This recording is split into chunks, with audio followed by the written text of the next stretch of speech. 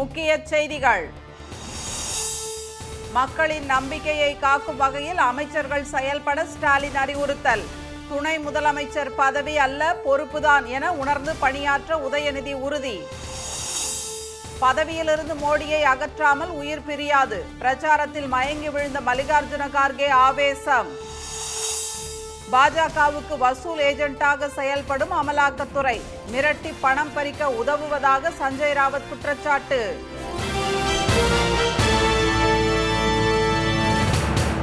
வணக்கம். வணக்கம். மக்களின் நம்பிக்கையை காக்கும் வகையில் அமைச்சர்கள் அனைவரும் செயல்படுமாறு முதலமைச்சர் திரு மு.க. ஸ்டாலின் அறிவுறுத்தியுள்ளார். தமிழகத்தின் துணை முதலமைச்சராக அமைச்சர் திரு உதயநிதி நியமிக்கப்பட்டுள்ள நிலையில் நேற்று 4 புதிய அமைச்சர்கள் பதவியேற்றுக் கொண்டனர். அவர்களுக்கு வாழ்த்து தெரிவித்துள்ள திரு ஸ்டாலின், திமுகவுக்கு ஆட்சி அதிகாரத்தை மக்கள் வழங்கிய போதெல்லாம் நிறைவேற்றிய தொலைநோக்கு திட்டங்கள் மூலம் அடைந்த வளர்ச்சிதான் இன்று நாம் காணும் நவீன தமிழ்நாடு என்று குறிப்பிட்டுள்ளார். நாட்டின் 2வது பெரிய பொருளாதாரமாக அனைத்து துறைகளிலும் முன்னேற்றம் கொண்டு வரும் தமிழகத்தை இன்னும் சிறப்பாக ஆக்க திராவிட மாடல் அரசு பல திட்டங்களை தீட்டி வருவதாக அவர் கூறியுள்ளார். திராவிட இயக்கத்தின் அடிப்படை கொள்கை தங்களை வழிநடத்தி கொண்டிருப்பதாகவும் இந்த 3 ஆண்டு கால வளர்ச்சிக்கு அமைச்சர்கள் அனைவரும் பங்களித்திருப்பதாகவும் திரு ஸ்டாலின் தெரிவித்துள்ளார். இதன் இன்னொரு கட்டமாகவே துணை முதலமைச்சராக திரு உதயநிதி நியமிக்கப்பட்டிருப்பதாகவும் அவர் நாட்டு மக்களுக்கு துணையாக இருப்பார் என்றும் முதலமைச்சர் கூறியுள்ளார். திரு உதயநிதிக்கு வழங்கப்பட்ட விளையாட்டுத்துறை குறுகிய காலத்தில் வீறு கொண்டு எழுந்ததில் விளையாட்டு வீரர்கள் பெற்று வரும் பரிசுகள் ஒலிம்பிக்கை நோக்கிய தமிழகத்தின் பயணமாக அமைந்துள்ளதாகவும் அவர் குறிப்பிட்டுள்ளார். தமிழ்நாட்டுக்காக இன்னும் கூடுதலாக உழைக்க வேண்டும் என்பதற்காகவே துணை முதலமைச்சர் பொறுப்பு வழங்கப்பட்டிருப்பதாக கூறியுள்ள திரு ஸ்டாலின், அவர் முன்னிலும் கூடுதலாக உழைக்க வேண்டும் என அறிவுறுத்தியுள்ளார். திரு செந்தில் பாலாஜியை வைத்து திமுகவுக்கு எதிரான சதி செயல்களை செய்ய ஒரு கூட்டம் திட்டமிட்டதன் விளைவாக அவர் 15 மாத சிறைவாசத்தை ஏற்றதுதான் தியாகம் என்று முதலமைச்சர் கூறியுள்ளார். அவரும் அமைச்சர்கள் திரு ஆவடி நாசர், திரு ராஜேந்திரன், திரு கோவி செழியன் ஆகியோரும் தங்களுக்கு ஒதுக்கப்பட்ட துறையை எந்த விமர்சனங்களுக்கும் ஆளாகாமல் கவனித்து மாநிலத்தை வளப்படுத்த வேண்டும் என திரு ஸ்டாலின் கேட்டுக்கொண்டுள்ளார். அமைச்சர்கள் மீது தாம் வைத்துள்ள நம்பிக்கையை விட அதிகமான நம்பிக்கையை வைத்து மக்கள் வாக்களித்திருப்பதாகவும் குறிப்பிட்டுள்ளவர் அந்த நம்பிக்கையை காக்கும் வகையில் அனைவரும் செயல்படுமாறு அறிவுறுத்தியுள்ளார். ஒவ்வொரு திட்டமும் கடைக்கோடி மனிதரை சென்றடைந்ததா என்பதை கவனித்து இனி எந்நாளும் தமிழ்நாட்டை திராவிட முன்னேற்ற கழகம்தான் ஆளும் என்ற நிலையை உருவாக்க உறுதி ஏற்போம் என்றும் திரு ஸ்டாலின் கூறியுள்ளார். இதனிடையே திரு உதயநிதி தமது சமூக வலைதள பதிவில் அமைச்சர்களுடன் முதலமைச்சரை சந்தித்து வாழ்த்து பெற்றதாக தெரிவித்துள்ளார். துணை முதலமைச்சர் என்பது பதவியல்ல, பொறுப்பு என்பதை உணர்ந்து மக்களின் உயர்வுக்காக தந்தை பெரியார், அறிஞர் அண்ணா, கலைஞர் வகுத்து தந்த பாதையில் முதலமைச்சரின் வழிகாட்டலில் சக அமைச்சர்களுடன் இணைந்து பணியாற்ற உள்ளதாக அவர் கூறியுள்ளார். பிரதமர் பதவியிலிருந்து திரு மோடியை அகற்றும் வரை தமது உயிர் பிரியாது என்று காங்கிரஸ் தலைவர் திரு மல்லிகார்ஜுன கார்கே கூறியுள்ளார். ஜம்மு காஷ்மீர் மாநிலம் கதுவா மாவட்டத்தில் நேற்று அவர் தேர்தல் பிரச்சார கூட்டத்தில் பங்கேற்று பேசினார். அப்போது அவர் திடீர் உடல்நலக்குறைவால் மூச்சு வாங்கி மயங்கும் நிலை ஏற்பட்டது. எனினும் சிறிது ஓய்வெடுத்த பின் எழுந்து நின்று பேசிய திரு கார்கே, காஷ்மீருக்கு மாநில அந்தஸ்தை முழுமையாக பெற்றுத்தராமல் விடப்போவதில்லை என்று ஆவேசமாக கூறினார். जरूर देंगे और उसके लिए हम जरूर लड़ेंगे, चाहे कुछ भी हो। मैं ऐसा ही छोड़ने वाला नहीं। अब मेरे को तो 83 इयर्स चल रहे, इतना जल्दी मरने वाला नहीं हूँ।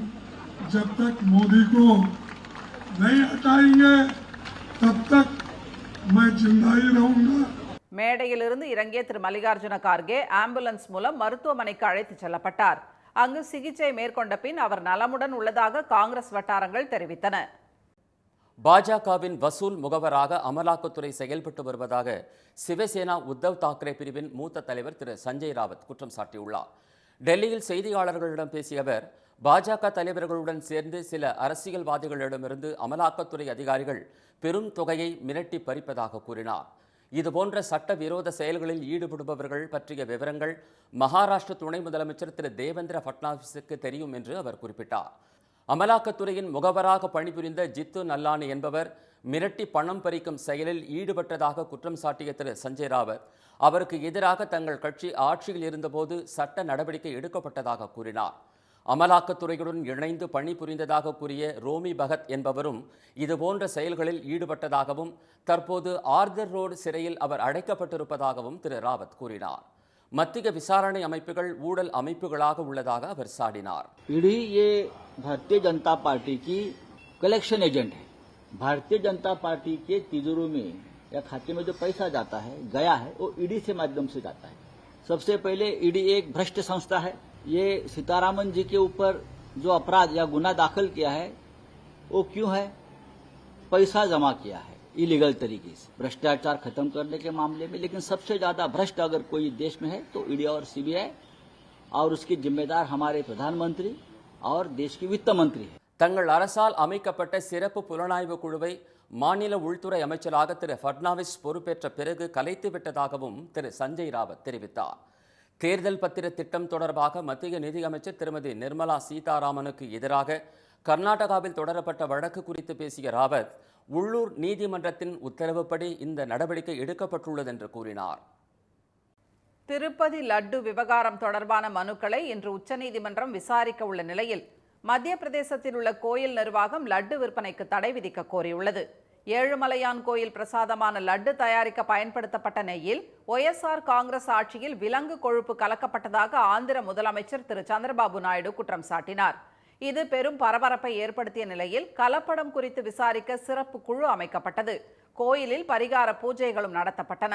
கலப்படம் தொடர்பாக உச்சநீதிமன்ற கண்காணிப்பில் விசாரணை நடத்த கோரி ஒய்எஸ்ஆர் காங்கிரஸ் நாடாளுமன்ற உறுப்பினரும் தேவஸ்தான முன்னாள் தலைவருமான திரு சுப்பாரெட்டி உச்சநீதிமன்றத்தில் மனு தாக்கல் செய்திருந்தார்.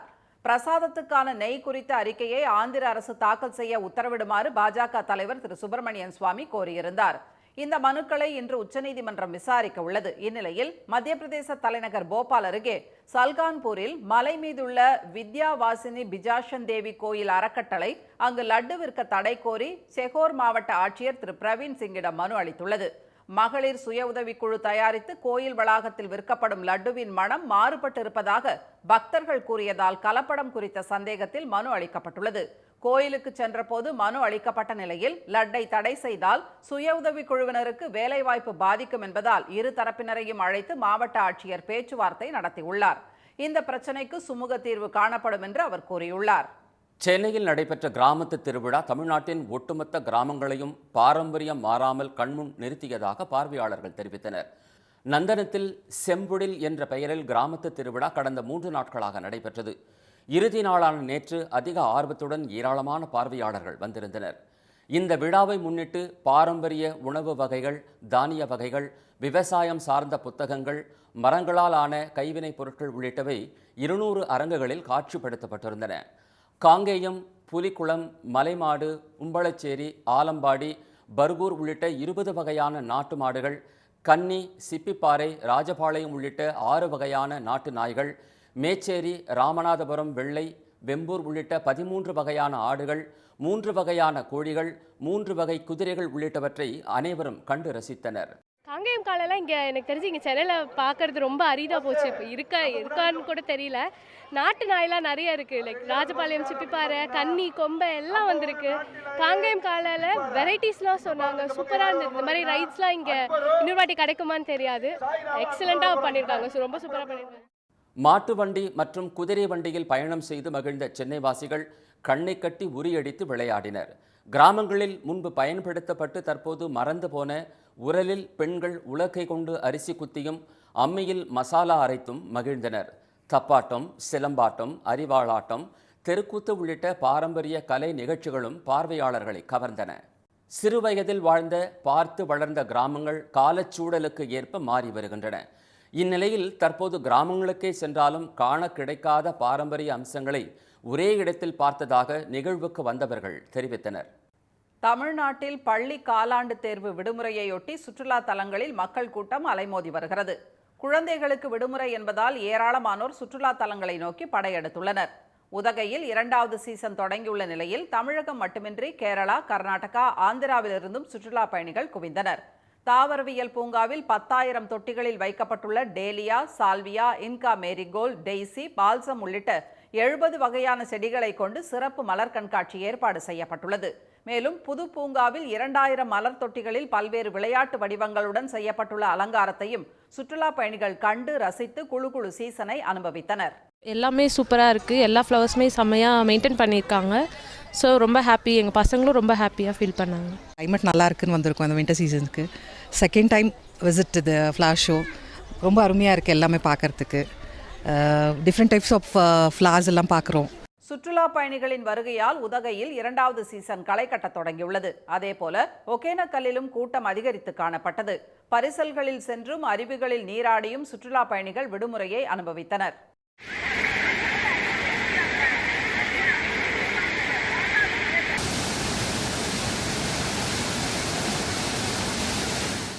ஒகேனக்கல் அருவிக்கு அருகிலுள்ள கடைகளில் மீன் உணவுகளையும் சுற்றுலா பயணிகள் உண்டு ருசித்தனர்.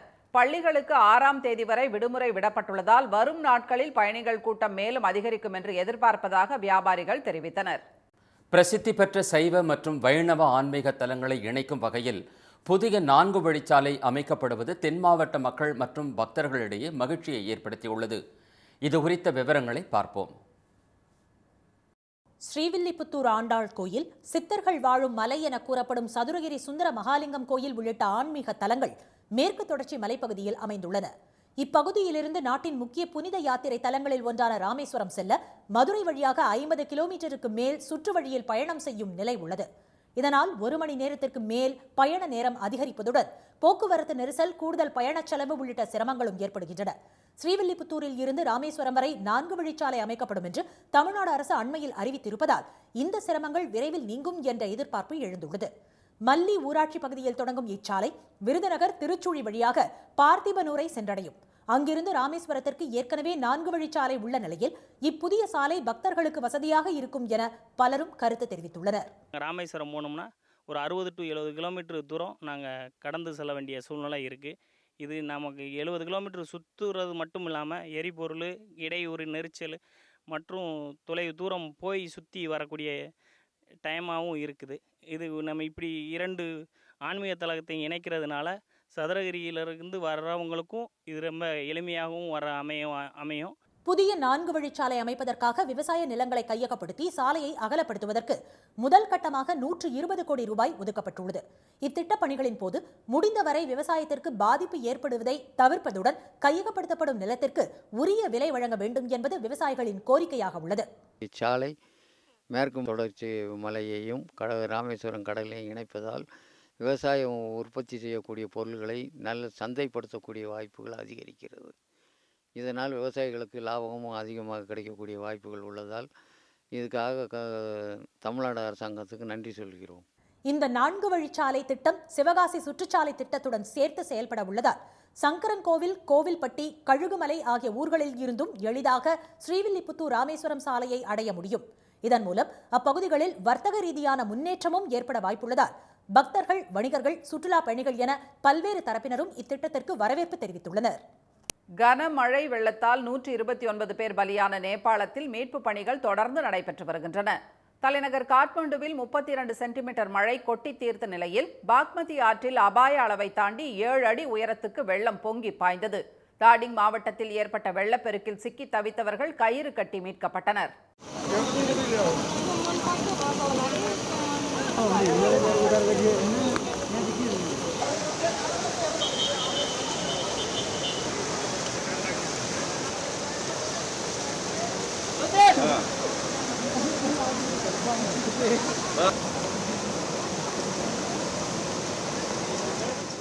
தாடிங் மாவட்டத்தில் நிலச்சரிவில் சிக்கிய பேருந்திலிருந்து நேற்று முன்தினம் 14 உடல்கள் மீட்கப்பட்டன. இந்நிலையில் புதைந்த வேன் ஒன்றிலிருந்து நேற்று 14 பேரின் உடல்களை மீட்பு படையினர் எடுத்தனர். மேலும் நேபாளத்தின் பல பகுதிகளில் நிலச்சரிவு காரணமாக கட்டடங்களும் வாகனங்களும் சேதமடைந்தன. காட்மண்டுவில் கடைகள் சேதமடைந்ததில் மட்டும் கோடிக்கணக்கான ரூபாய் இழப்பு ஏற்பட்டுள்ளதாக வியாபாரிகள் தெரிவித்தனர். வெள்ளம் மற்றும் நிலச்சரிவில் சிக்கி 129 பேர் பலியான நிலையில் 62 பேர் காணாமல் போயிருப்பதாக மீட்புக் குழுவினர் தெரிவித்தனர். பேரிடரால் பாதிக்கப்பட்ட பகுதிகளில் உயிரோடு சிக்கி தவிப்பவர்கள் யாரும் இருக்கிறார்களா என தேடும் பணி 2வது நாளாக நேற்றும் நடைபெற்றது. தமிழ்நாட்டில் 9 மாவட்டங்களில் இன்று கனமழை பெய்ய வாய்ப்புள்ளதாக சென்னை வானிலை மையம் தெரிவித்துள்ளது. மாநிலம் முழுவதும் பரவலாக மழை பெய்து வரும் நிலையில் திருச்செந்தூர் மற்றும் உடன்குடி, ஆறுமுகநேரி, குலசேகரப்பட்டினம், மணப்பாடு உள்ளிட்ட சுற்றுவட்டார பகுதிகளில் பலத்த காற்று மற்றும் இடியுடன் நேற்று கனமழை பெய்தது. தேனி மாவட்டம் ஆண்டிப்பட்டி, பெரியகுளம், சுப்புலாபுரம் ஆகிய பகுதிகளில் 2 மணி நேரத்துக்கு மேலாக மழை கொட்டியது. பட்டுக்கோட்டை, கும்பகோணம் பகுதிகளில் பெய்த மழை மக்களை மகிழ்வித்தது. புதுக்கோட்டை, திண்டுக்கல், பழனி உள்ளிட்ட இடங்களிலும் மழை வெளுத்து வாங்கியது. இந்நிலையில் உள் தமிழக பகுதிகளின் மேல் நிலவும் வளிமண்டல கீழடுக்கு சுழற்சியால் இன்று நீலகிரி, கோவை, திண்டுக்கல், தேனி, விருதுநகர், தென்காசி, நெல்லை, குமரி, தூத்துக்குடி மாவட்டங்களில் கனமழை பெய்யக்கூடும் என வானிலை மையம் தெரிவித்துள்ளது. மீண்டும் முக்கிய செய்திகள். லெபனானில் ஹிஸ்புல்லா தலைவர் ஹசன் நஸ்ரல்லாவை தொடர்ந்து முக்கிய தளபதி நபில் கவுக்கும் கொல்லப்பட்டதாக இஸ்ரேல் தெரிவித்துள்ளது. மக்களின் நம்பிக்கையை காக்கும் வகையில் அமைச்சர்கள் செயல்படுமாறு முதலமைச்சர் ஸ்டாலின் அறிவுறுத்தியுள்ளார். பிரதமர் பதவியிலிருந்து மோடியை அகற்றும் வரை தமது உயிர் பிரியாது என்று காங்கிரஸ் தலைவர் மல்லிகார்ஜுன கார்கே கூறியுள்ளார். இத்துடன் இந்த செய்திகள் நிறைவடைகின்றன. மீண்டும் சன் டிவியில் செய்திகள் மாலை 6 மணிக்கு. செய்திகளை உடனுக்குடன் தெரிந்து கொள்ள QR கோடை ஸ்கேன் செய்து சன் நியூஸ் வாட்ஸ்அப் சேனலில் இணைந்திருங்கள். வணக்கம். வணக்கம்.